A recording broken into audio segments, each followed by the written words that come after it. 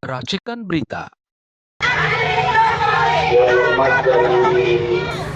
Tapi karena Anda masih tugas, kita tidak menghormati Anda. Cukup. Tapi Anda adalah Assalamualaikum warahmatullahi wabarakatuh. Alhamdulillah hari ini saya bersama para pejuang, ada Pak Tamrin, Pak semuanya pejuang dan hari ini kita hadir di depan gedung KPK dalam rangka komitmen ya untuk terus memperjuangkan hak rakyat dalam rangka memberantas korupsi, terutama korupsi dari keluarga Joko Widodo dan The Gang ya, dengan seluruh kroni-kroninya. Kita tahu bahwa saudara Joko Widodo telah berkuasa 2 periode atau 10 tahun, dan dalam periode 10 tahun itu banyak sekali kejahatan-kejahatan yang sebenarnya kasat mata. Namun karena saudara Joko Widodo masih memegang tampuk kekuasaan sebagai kepala negara sekaligus kepala pemerintahan, masih bisa mengendalikan seluruh aparat penegak hukum, maka terlepas banyak kejahatan-kejahatan, dugaan kasus korupsi yang terjadi di era Joko Widodo, baik yang dilakukan oleh lingkaran-lingkaran dekat saudara Joko Widodo dan keluarganya, maupun yang dilakukan oleh kroni-kroninya, baik politisi, relawan, dan seterusnya, itu nyaris tidak tersentuh hukum. Tapi alhamdulillah, di era saudara Joko Widodo tidak lagi berkuasa, pelan-pelan satu persatu kejahatan-kejahatan terungkap. Di antaranya misalnya salah satu pendukung dari Joko Widodo yang menamakan dirinya sebagai Solidaritas Merah Putih, ketua umumnya yakni Sylvester Matutina, hari ini tidak lagi berani menampakkan hidungnya karena memang ternyata dia sudah divonis inkrah 1,5 tahun. Hari ini mereka masih berusaha mencari dalih untuk menghindari eksekusi, tapi saya yakin pada akhirnya Sylvester pun akan masuk di begitu. Dan kita tahu juga pendukung-pendukung Joko Widodo yang selama ini sering mengintimidasi para pejuang yang ingin menegakkan keadilan kebenaran ini ternyata ketahuan bermasalah. Nah, khusus untuk keluarga Joko Widodo, kita sudah sampaikan ya, banyak tadi dalam orasi tokoh-tokoh yang hadir, kejahatan-kejahatan saudara Joko Widodo. Kita tahu ada kasus Kanjuruhan, ya, KM50, kemudian dulu KPPS 800 yang meninggal, itu terjadi di era Joko Widodo, termasuk 6.000 mobil SMK. Kebohongan-kebohongan ini kan begitu banyak. Korupsi, apalagi kalau kita tahu sudah ada laporan-laporan yang masuk ke KPK, misalkan laporan terhadap Kaisang, laporan terhadap Gibran, itu tidak diproses. Kenapa? Karena kita tahu masalahnya bukan tidak ada bukti atau bukan karena tidak ada kejahatan, tetapi ada perlindungan kekuasaan. Maka hari ini sebenarnya kita tidak sedang berada pada KPK, tapi kita sedang menyampaikan kepada rakyat bahwa kita akan terus mengawal kejahatan keluarga Joko Widodo. Dan saya ingin tegaskan bahwa hari ini ya, power Joko Widodo itu sudah melorot. Jadi kalau kita lihat di berbagai media, saudara Joko Widodo itu kesehatannya menurun drastis, ya kan? Tapi sejatinya bukan hanya kesehatannya yang menurun drastis, tapi pengaruh kekuasaannya juga sudah menurun drastis. Kita lihat tidak ada satupun partai yang membackup Jokowi. PDIP nggak membackup, Golkar tidak membackup. Di kasus jasa palsu, Joko Widodo hanya dibela oleh sejumlah relawan-relawan saja. Dan terakhir bahkan harus mengimpor ya pembelaan dari dari Partai Demokrat, atau bukan Demokrat, Partai Nasdem. Jadi ada 2 kader Nasdem, yakni Destari Barus dan Ahmad Ali, yang masuk ke PSI tiba-tiba nggak ada hujan, nggak ada angin, minta agar Prabowo selaku presiden turun tangan menyelesaikan gaduh ijazah palsu, baik ijazahnya Jokowi atau ijazahnya Gibran yang hari ini dipersoalkan. Saya ingin tegaskan, setuju presiden terlibat, tapi bukan berarti terlibat mendamaikan masalah ini dan menganggap tidak ada kasus ijazah palsu. Nggak boleh. Justru kita butuh presiden untuk memanggil Jokowi agar dia menunjukkan ijazahnya, dan kalau ternyata ijazahnya diteliti Rismon Sianipar kalau survei itu ternyata sama dan palsu, ya dia harus masuk penjara. Bukan berarti diselesaikan dengan cara udahlah kalian damai saja, nggak bisa, karena sudah terlalu gaduh kasus ini. Saya melihat saudara Joko Widodo hari ini sudah mulai kehilangan kepercayaan diri untuk melanjutkan kasus yang dilaporkannya di Polda Metro Jaya pada tanggal 30 April 2025 yang lalu. Sebab sampai hari hari ini sudah tidak ada update. Pemeriksaan berhenti total. Kenapa? Karena kalau itu dilanjutkan maka demi hukum ijazahnya harus ditunjukkan. Dan kalau ijazah itu ditunjukkan ketahuan palsu, maka perkaranya berbalik.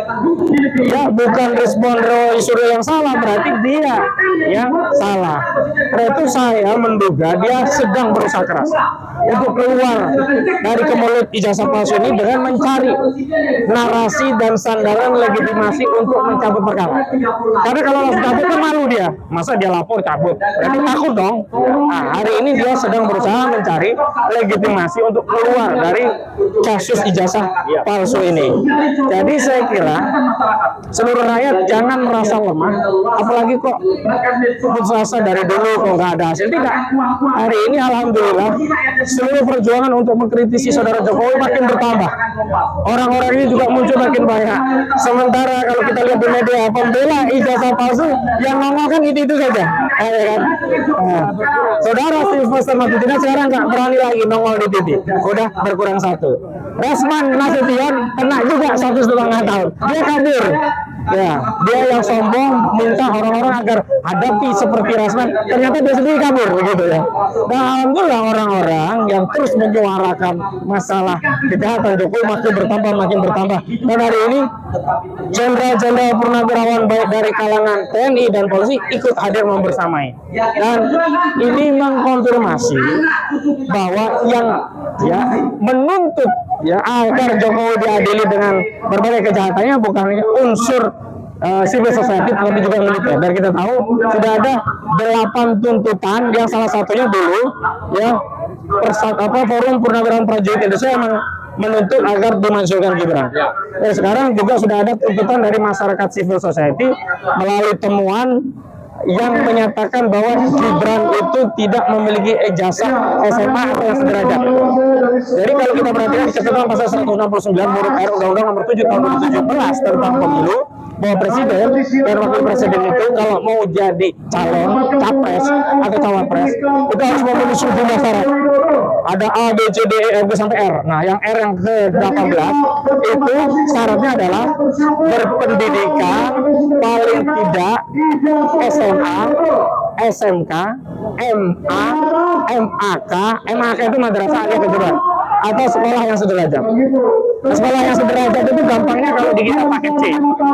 Nah, tapi ternyata Gibran tidak punya ijazah SMA. Gibran tidak punya ijazah SMK. Gibran tidak punya ijazah madrasah aliyah kejuruan. Gibran juga tidak punya ijazah madrasah aliyah.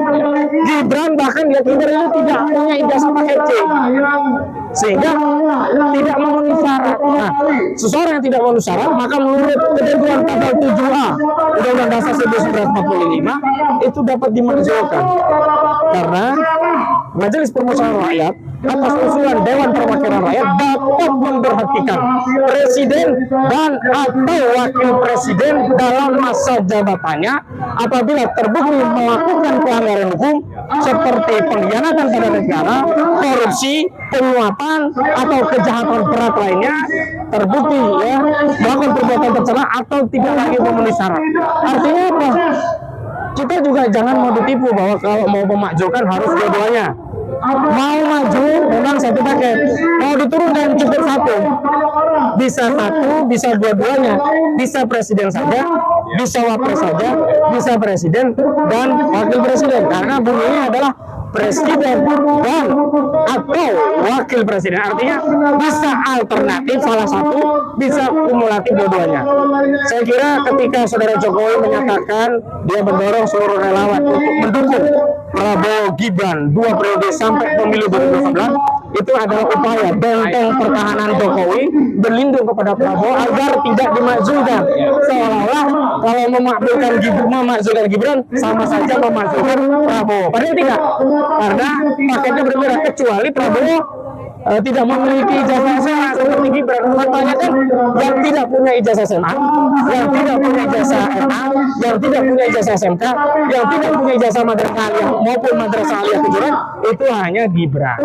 Artinya kalau dulu Gibran bisa selamat karena belum genap 40 tahun, karena dia melakukan ya upaya menguap pasal 169 huruf Q syarat ke-17 yang harusnya semua presiden dan wakil presiden minimal 40 tahun, tapi melalui perantaran Paman Usman perkara putusan MK 90 garing PU strip Romawi 21 garing 2023, maka syaratnya diperluas, boleh 40 tahun atau belum genap pun nggak apa-apa, yang penting pernah menduduki jabatan politik. Tapi kalau pasal 169 huruf R atau syarat ke-18 mutlak. Jadi kalau Gibran tidak bisa menunjukkan ijazah SMA, tidak bisa menunjukkan ijazah SMK, tidak bisa menunjukkan ijazah madrasah aliyah, tidak bisa menunjukkan madrasah aliyah kejuruan, tidak bisa menunjukkan ijazah paket C, maka Gibran wajib dimajulkan. Harus lanjutkan apa yang ingin Anda sampaikan. Seperti tadi yang sudah saya sampaikan pada saat diberikan kesempatan untuk melakukan orasi, saya meminta dengan hormat kepada Ketua KPK untuk melaksanakan fungsinya atau tugas pokoknya memberantas korupsi. Dalam hal ini kita semua sama tahu bahwa Jokowi sudah sangat cukup bukti melakukan korupsi yang sangat besar di republik ini, yang membuat negara ini menjadi porak-poranda karena aksi korupsinya Jokowi selama 10 tahun. Maka Ketua KPK tidak ada alasan, meskipun kita semua tahu bahwa dia adalah produknya Jokowi, tetapi bukan itu menjadi alasannya untuk dia tidak menangkap Jokowi hari ini. Kalau dia seorang negarawan, maka Ketua KPK harus bertanggung jawab. Jika tidak, maka yang paling tepat dia harus mundur. Itu negarawan demi menyelamatkan bangsa. Kalau dia merasa ragu, merasa malu, merasa nggak enak, mundur. Tetapi kalau tidak, saya sampaikan tadi, waktunya sampai dengan tanggal 20 Oktober atau 1 tahun masa kepemimpinan Presiden Prabowo.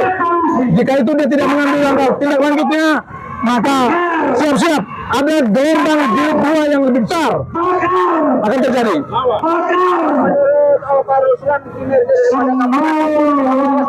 Bagaimana? Kinerja KPK hari ini kita sudah mulai melihat ada perubahan kinerja, namun masih hanya yang level-levelnya masih di bawah, yang induk-induknya korupsi belum sampai sekarang belum, meskipun semuanya sudah mulai terungkap, kasus Pertamina dan lain-lain semuanya sudah terungkap, tetapi dia belum bekerja maksimal. Nah ini kita dorong dia bekerja maksimal supaya negara ini mendapatkan hasil hak-haknya kembali, karena negara sedang tidak baik ekonominya sekarang. KPK seperti apa? Komunikasi dengan KPK seperti apa? Kami dari gladiator yang hari ini datang tidak memberikan ruang kepada KPK untuk bertemu, karena memang sudah tertutup ruang itu. Tinggal langkahnya KPK yang kita dorong dia melakukan tugasnya sebaik mungkin demi keselamatan bangsa dan negara. Baik Pak, selain melakukan aksi massa ini apa saja yang akan dilakukan oleh Kita akan tetap bersuara lantang. Kembali lagi, jika KPK tidak mendengarkan ini, maka akan terjadi aksi yang lebih besar dari yang hari ini terjadi. Ini aksi damai. Dan kita berharap Ketua KPK memahami ini supaya tidak terjadi. Ingat, Nepal, kasus Nepal, dia belajar dari Indonesia. Ya, Nepal belajar dari Indonesia. Mereka mengadopsi cara pergerakan dari Indonesia. Ya, jadi jangan sampai ini menjadi sebuah referensi. Jangan sampai kita dapatkan itu bahasa yang sering bermunculan di media sosial. Nah ini waspadai para pejabat-pejabat yang tidak melaksanakan tugasnya, terutama para koruptor yang tidak pernah berpihak kepada rakyat, yang selalu merampok. Hati-hati, saya ingatkan.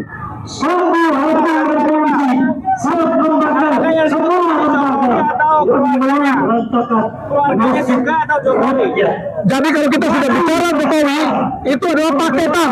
Ya, tidak ada di lingkungan Jokowi adalah orang yang tidak urus untuk bangsa, tidak ada. Semua adalah manusia bajingan semua. Sebagian besar manusia bajingan, manusia brengsek semua.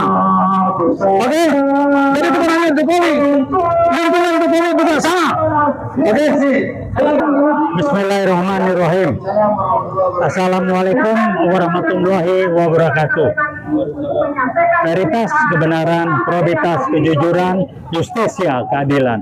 Itu nilai-nilai inti yang kami pakai, yang digunakan oleh Universitas Indonesia. Jadi apa yang kita lakukan hari ini di tempat ini depan KPK adalah salah satu bentuk wujud dari apa yang dirasakan oleh masyarakat, oleh rakyat banyak tentang situasi yang berkembang, khususnya terhadap tindakan dan perilaku Jokowi yang tidak pernah ada tindak lanjutnya dalam terhadap tindakan dia korupsi yang begitu besar. Secara internasional dia diakui sebagai koruptor nomor 3 terbesar di dunia, presiden koruptor. Dunia aja mengakui. Di kita pura-pura bego, tapi yang jelas orang-orang yang ditangkap ditahan semuanya mengatakan kami melakukan dan kami menyetor serta lapor ke Jokowi. Jokowi itu rakusnya bukan main, soal materi. Korupsi jelas, kolusinya jelas, dan nepotismenya jelas. Jadi dia memang melakukan 3 hal: KKN, korupsi, dan nepotisme. Kolusi yang disebut dengan geng Solo, ujung-ujungnya duit juga. Jadi dia merusak selama 10 tahun ini, merusak kita sebagai bangsa, masyarakat, dan negara yang selama ini dihargai di masyarakat dunia menjadi terpuruk seperti saat ini. Apa yang dilakukan Pak Prabowo? Pak Prabowo harus membersihkan, membereskan apa yang dilakukan Jokowi berupa kebiasaan terbangunnya lagi korupsi. Ini terbangun selama 10 tahun. Korupsi dibangun lagi, dan itu yang dilakukan Pak Prabowo. Saya kenal 2 orang ini. Pak Jokowi saya kenal betul, dari mulai belum jadi apa-apa saya kenal. Otaknya kurang, tapi akalnya banyak. Hatinya kecil, lihai, cup akal-akalan. Pak Prabowo saya kenal baik, orangnya lempang, tegas, jujur, tidak ada korupsi. Dan beliau melakukan ini untuk membenahi sisa-sisa warisan Jokowi yang kita bisa merasakan. Nyari kerja nggak mudah, korupsi di mana-mana, dan korupsi dianggap biasa. Sebagai contoh, koruptor yang ketangkap di KPK, teman-temannya bilangnya apa? Wah, dia apes saja tuh, jadi nggak ada malu, apes saja ketangkap. Ini yang dibangun Jokowi, yang orang jarang memahami.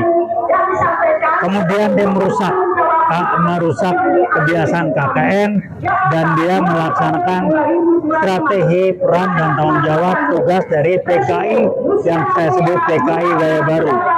Selama 10 tahun Jokowi membangun jaringan PKI Gaya Baru yang tidak tampil ke permukaan, tapi Anda bisa merasakan umat Islam diacak-acak, bahkan artis yang terkenal pun dibawa, diseret, nggak ngerti apa-apa, ikut-ikut ngomong habaib segala macam.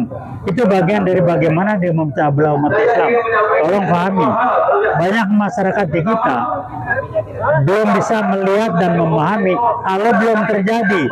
Ada yang mengatakan, Pak, PKI kan udah nggak ada. Saya suka bilang, otak Anda tuh termasuk otak yang kelompok berpikirnya jenjang 3. Baru melihat kalau udah muncul.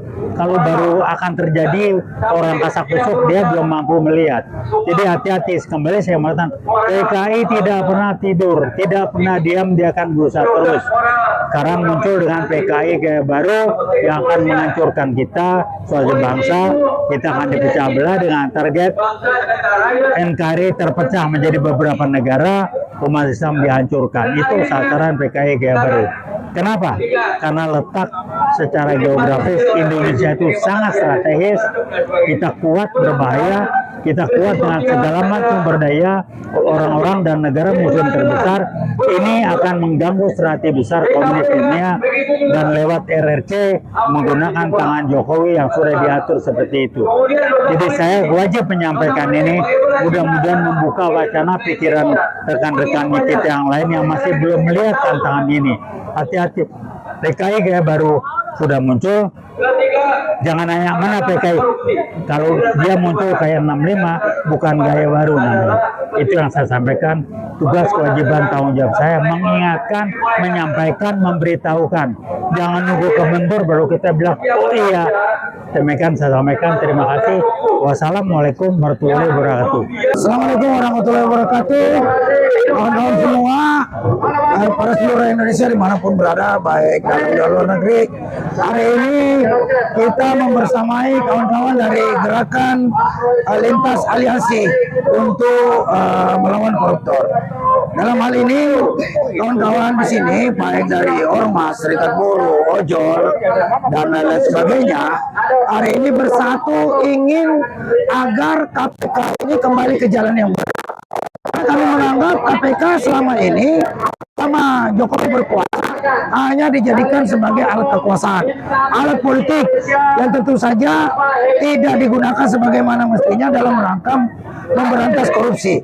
Dan ini tentu saja bertentangan dengan semangat daripada Prabowo yang hari ini begitu semangat dan luar biasanya bergebu-gebu, berapi-api ingin memberantas korupsi. Dan jika KPK tidak bisa mengimbangi daripada semangat Pak Prabowo untuk memberantas korupsi, maka KPK akan menjadi musuh pemerintah dan musuh rakyat Indonesia.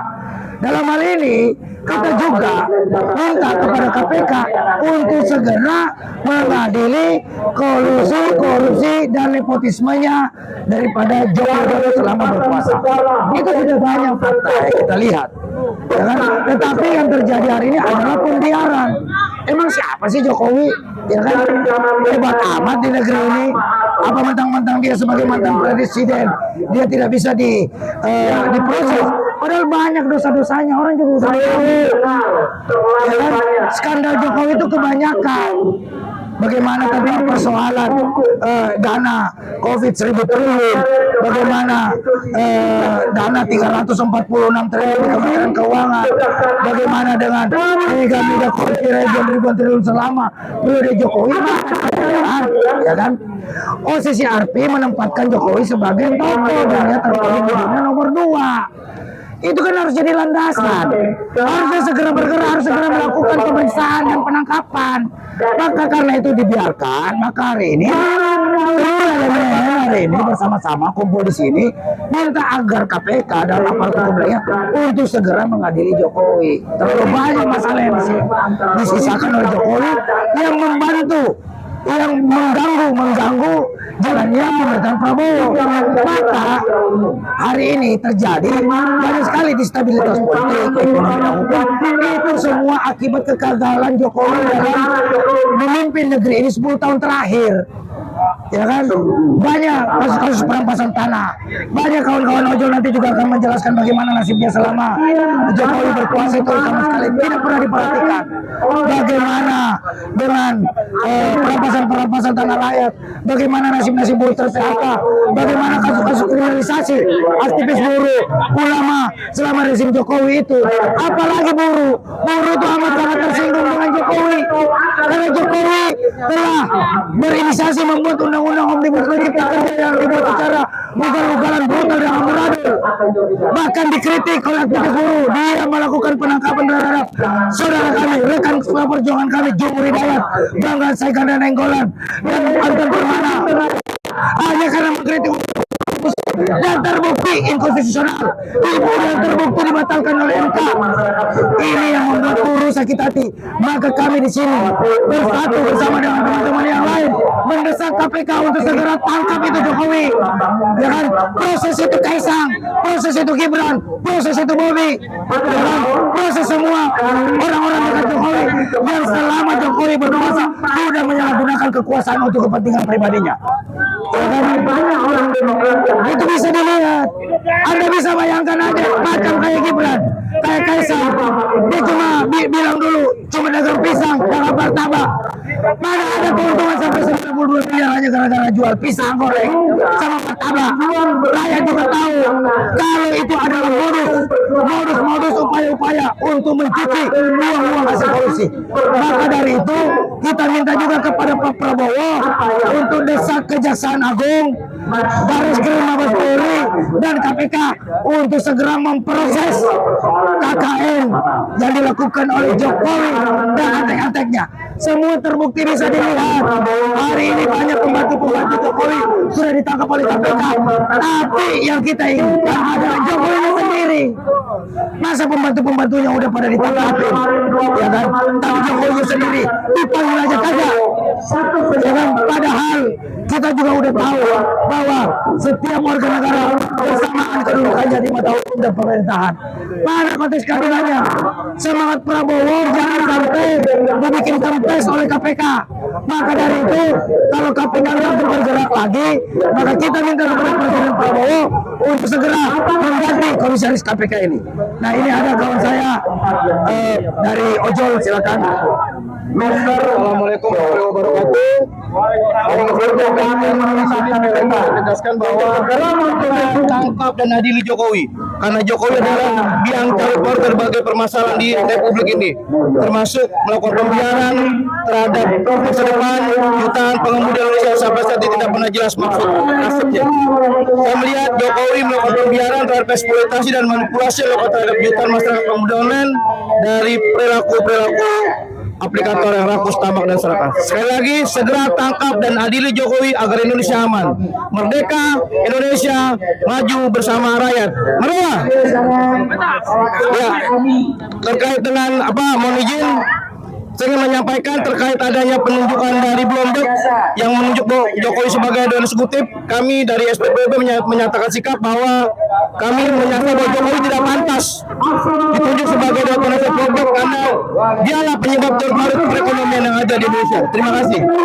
Jadi saya kader Partai Demokrat yang dari 2003, tentunya apa yang menjadi dinamika politik di 2024 itu kemarin, ya, itu menjadi sebuah ukuran bagaimana supaya harapan masyarakat yang memilih Jokowi agar Jokowi itu bisa runtuh.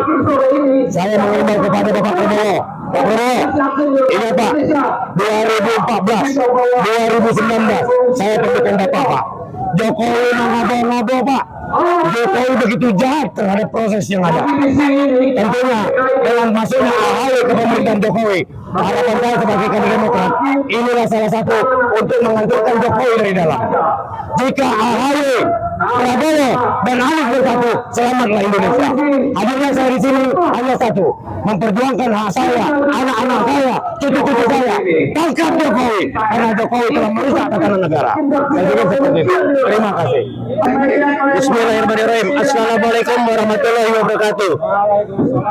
Kami dari Jasma Indonesia sangat mendukung penuh dan kami turun kembali untuk mendukung memberantas semua yang melanggar konstitusi, melanggar undang-undang, yang melakukan korupsi di negara ini, terutama para penguasa-penguasa yang menzalimi rakyat. Dan kami Jasma Indonesia akan turun selanjutnya dengan kontinu dan mendukung para tokoh dengan lebih banyak anggota kami turun ke lapangan untuk memberantas para penguasa yang zalim. Assalamualaikum warahmatullahi wabarakatuh. Ibu-ibu KNPRI, alhamdulillah hari ini kita ada di mana ini? KPK Gedung Merah Putih, betul? Kayaknya hari ini semua udah gemes banget, betul ya? Udah gemes banget, betul ya? Gemes sama siapa? Sama Jokowi. Sama siapa lagi? Apa sama lagi? Ketua KPK. Apa sama lagi? Jadi ini sudah akumulasi, betul? Akumulasi dari akumulasi yang terakumulasi, betul? Berteriak-teriak terus tentang Jokowi. KPK-nya diam, betul? Berteriak tentang Jokowi, kejaksaannya diam, betul? Berteriak tentang Jokowi, kepolisiannya diam, betul? Parah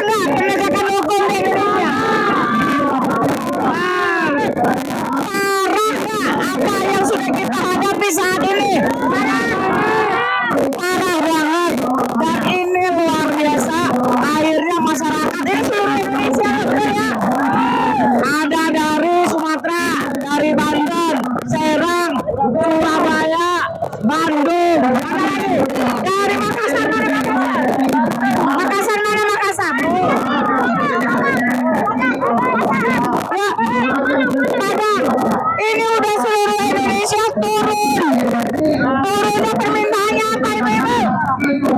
Satu, apa? Adil Jokowi. Kedua, masukkan Gibran. Kita nggak ada permintaan yang lain, cuma dua itu betul. Kita minta Bapak Prabowo Subianto hadir untuk semua permasalahan yang ada di negeri ini, betul ya? Pak Prabowo, urusan negara ini ribet betul, tetapi akan simpel kalau satu, Jokowi diadili betul, kemudian Gibran diturunkan betul. Artinya Bapak sudah menjauh dari yang namanya geng Solo. Setuju? Kita cuma dua, adili Jokowi, masukkan Gibran. Setuju ya? Kami KNPRI akan selalu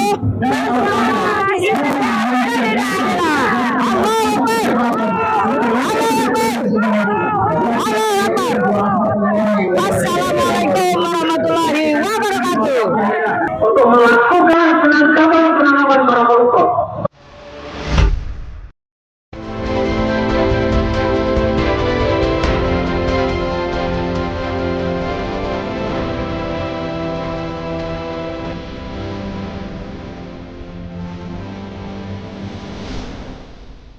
Racikan Berita